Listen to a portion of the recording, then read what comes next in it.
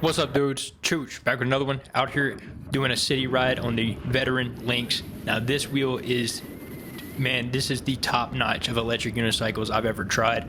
I've gotten so used to this thing, and it is like part of my body now, man. This wheel is just so much fun, and it is a rocket ship, dude. The power to weight ratio on this wheel is what simply makes it just incredible. It just launches. It takes off.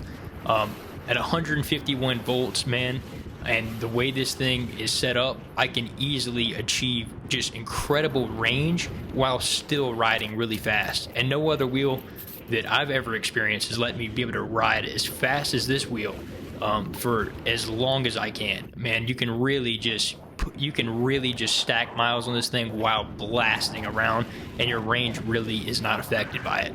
And that's just one of the most awesome things about this wheel, guys, because those hard accelerations and hard takeoffs like that, for most wheels it eats the battery, but for the Lynx it's just nothing. It's like what it's built for, and you can just ride and just accelerate and just ride this thing like in a way like, man, like Superman, like everywhere. It's the coolest thing. I love it. It takes a little bit of getting used to this thing, man, because it simply is, it's so fast and it is so lightweight. Man, you'll get going extremely quick, and then you got to come in to brake. And like if you're coming from any other wheel, it's just simply how fast you get going. Like you can be on like a city street and you get going so fast, and then a car in front of you got to brake. So you just got to get used to the whole thing. Kind of throw in a little ski stop as well in there, some cornering to scrub off some speed, as well as kind of leaning back. But I'm telling you what, man, I love the height of this wheel too. For seated riding, it is perfect. They make a seat that goes on this thing that would actually increase the height just a tad bit, and it would be even better. The transitioning from seated to standing. You see right here, I'm just kind of fooling around, practicing the, braking, seated, standing. One thing I really like about this wheel is just how natural it feels to go into your stops and just take a seat. And that's one thing I love about this wheel. I come in to, I'll come in fast, and then I just sit down on the back of it, man. It's just, I don't know, it's just set up right. Every wheel is different, man. Every wheel has their different qualities, and every wheel has their different, attributes when it comes to how you like to brake on them, how you like to do this, that. This wheel just, it's funky, dude, and I really like it in the way that I've adapted to riding it. I really do enjoy it. I do want to get the seat for it, and it is a great seated riding wheel, and it's a great wheel to ride standing and seated and mix up the two, and you can really get the best, out of both worlds of it. You can see right here, the suspension is all you would need, man. I got this 66-pound suspension on this wheel, and it's perfect, man. I really do like it. It soaks up the bumps. I can hit potholes. I can hit a big, gnarly bad spots in the road around it. There's some bad spots in the road. I hit one of them, you can see later in the video, and the suspension works, man. Hitting manhole covers, everything like that, it soaks it right up. And if you listen to it with the audio kind of without any music or any me talking or anything, you just hear that suspension just whoosh, it's just a little squish. It just is so elegant right over any little bump or any little like manhole cover or anything like that. Like it really works very well. This is the ultimate. With this street tire, I'm running the tubeless street tire on this thing, guys, and I recommend it because this wheel is it's meant for speed. Being 151 volts is totally this wheel is just meant for total speed, guys. And a knobby tire, I think, would be awesome on it. I think it'd be a ton of fun. I think you got a knobby tire on this thing and went and rode trails and everything. You could sling mud, man. You could absolutely just rooster tail mud with this thing. Have a blast on it, but you'd have to kind of dedicate it to your trail wheel. But I think this thing really just benefits hugely from the street tire because it is so fast, and you can carve. You'll see later in the video how I just like to carve on this thing, man. And the carving on a wheel this fast, it's fun to do, but it also gives you control over it. And I've done a video a while back talking about how to negate your wobbles on an electric unicycle. And one way to do it, especially on a wheel like this, man, that's so lightweight and so fast, once you get up to those higher speeds, you got to be in control of it. And The carving, what that does is you're putting the input in. You're the one. It's just like, I explained it like snowboarding. If you ever go snowboarding for the first time and you just kind of ride down straight and keep the board flat, it'll start kind of fishtailing and doing what it wants to do and throw you on the ground. And one of the biggest things you tell a new snowboarder or whatever is, hey, you just got to carve. Always be carving. And that's one thing that'll keep, always be on an edge. And that's one thing you'll see me doing at the faster rate of speed is I'm always carving a little bit on this thing. Because if I don't, man, what will happen is so fast, it'll start getting squirrely. And then if I'm not already carving, whenever I'm going to brake, like in these tight, kind of city streets where you got to have kind of brake coming up quick, then I'll have to just throw it into a seated stop to keep it from throwing those wobbles in there. Because it will, man. This wheel is just, because you're simply going so fast and you have to stop so quick and the wheel's so lightweight, you got to kind of adapt to it. But I've completely learned how to do it with the seated stopping, with the carving, and I love it now. I really do. And that was one thing I had to learn on the V13, man. The V13 is a beast of itself. It's completely different though in the way that thing behaves, because the center of mass of that thing is very different. That motor is probably 4 times the weight of the motor in this thing, the wheel and motor combination on the V13. So, it just rides way different, but I do like the Lynx a lot more. I love the V13, I will say, guys, but I got to give it to the Lynx, man. After riding this thing, this is my favorite wheel. It simply is. It's my favorite electric unicycle I've ever rode. It's perfect. It really is perfect. But I haven't rode it on, I haven't taken it on the tight trails or anything like that. Like, I think, honestly, like a B-Goat Extreme would be better for, like, tight trails and stuff, etc. It just depends, man. This with a knobby tire, I would love to try one with a knobby tire on some trails and stuff. But I just know for a lot of the stuff I ride, having a slick tire, on a lot of those trails, it wouldn't do it justice. A wheel with no suspension with a knobby tire would do better on some trails than maybe one like this with a slick on it. So, but this thing tears up the road, man. Like, if you live somewhere where you just street ride, get the street tire on this thing, and dude, don't look back. This is the way to go, 100%. If you like riding fast, if you like accelerating full send and not worrying about cutouts, I do not worry about cutouts on this wheel at all, guys. It has huge safety margins on it. Like, you can go blistering fast, guys. This thing never even beeps, dude. Like, I don't think I've ever even gotten it up to the potential it can go to. I ride fast, guys, and I ride full send, but I don't think I've ever gotten this thing up to where, like, at least under full battery, where it's beeping at me, guys. Like, I've never gone fast enough between 100 and 90% battery to make it beep at me ever. And that's crazy. Most wheels I've always, day 1, day 2, gotten them up to top speed. This thing's got more left in the tank, guys. You see how fast I'm riding it here?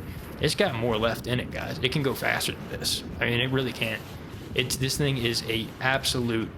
They nailed it with this. They took their time in engineering this thing. Leprechaun is a company that's not releasing a bunch of wheels left and right. You can tell, man. They took time. They perfected this wheel, and then they released it, and it is seriously good, dude. Like, it is seriously top notch wheel. And the suspension performs for what most people are gonna want, man. Like, for the city riding and stuff, a lot of the coil suspension and all that stuff you get set up for the jumps and all that, it's great for jumps and all that, and it's great for hardcore off-roading. But this thing is the Cadillac, dude. Like, you see this suspension, how it soaks everything up. It's almost mind-blowing. If you look at this video coming from a wheel that may not have suspension, or a wheel that doesn't have a good, suspension setup, how these city roads are. They're not, they're not all smooth. If you look closely, the suspension's working on this thing. And it seriously makes it to where you don't even feel the bumps in the road. It works so well. And the rebound is set right where you don't feel it coming back up too abruptly or anything. It's so nice, man. This wheel is worth the money. I will say that. Like, I know the price tag on this wheel, if you look at, like, the patent, this one is about $1,000 more than the patent. but you know, you can't. The Patent is a smaller wheel, guys. It's a heavier wheel, and you really can't ride it at high speeds like this without draining that battery very quick. This thing is made to where it is just a speed demon wheel that can be ridden forever at high speeds.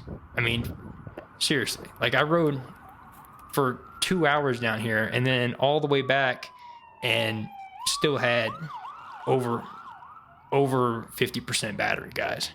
You know, and that's city riding for you. If you do like just long range, like mountain riding, like I did in that first video, yeah, you're gonna drain battery quicker because you're not stopping. You know, in between. You know, this has stoplights and times where you're not going all in and accelerating, so you can ride forever. But this is what it's made for, man. It's literally if you want high speeds, long range, nimble wheel. I mean, this is going to be crazy, man. This race season for the people that have this wheel that have been getting good on it.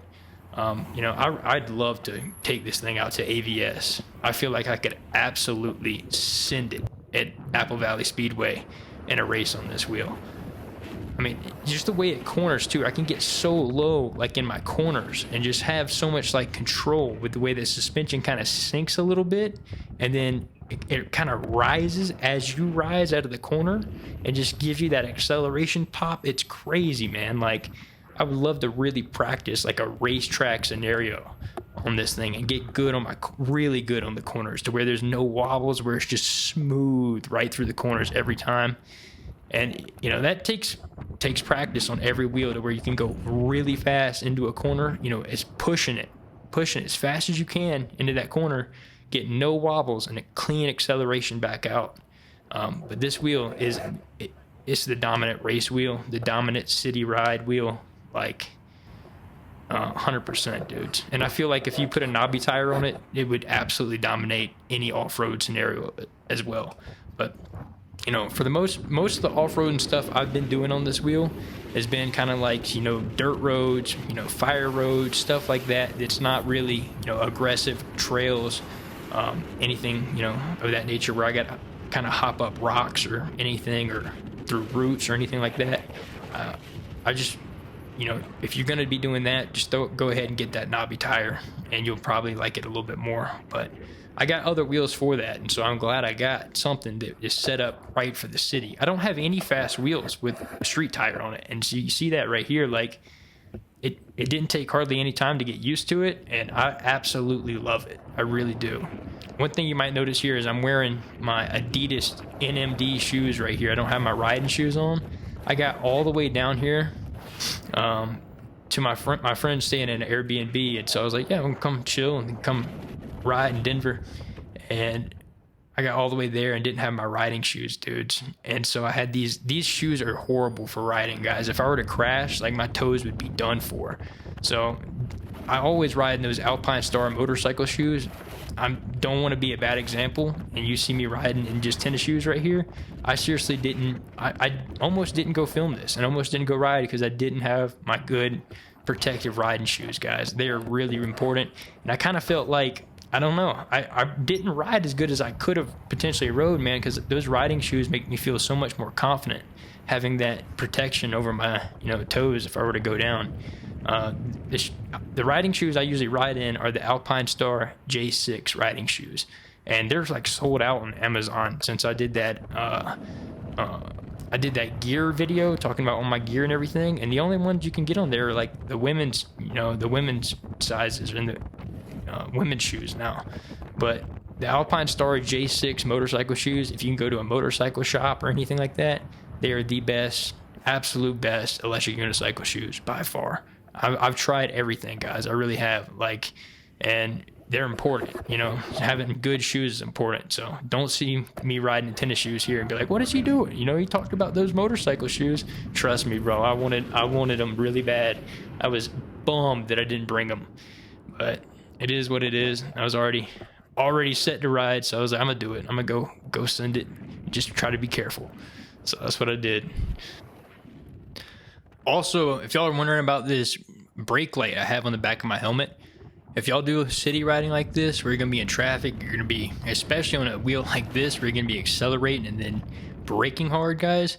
having a brake light up high is crucial. This is the Brake Free Tech brake light right here, and if you go to brakefreetech.com or whatever, I think if you use the code chooch like all together, you can get $10 off of this thing. And it works, man. So the way it works is it knows when you're decelerating. So when you're coming in for a stop, it just automatically just starts glowing brighter.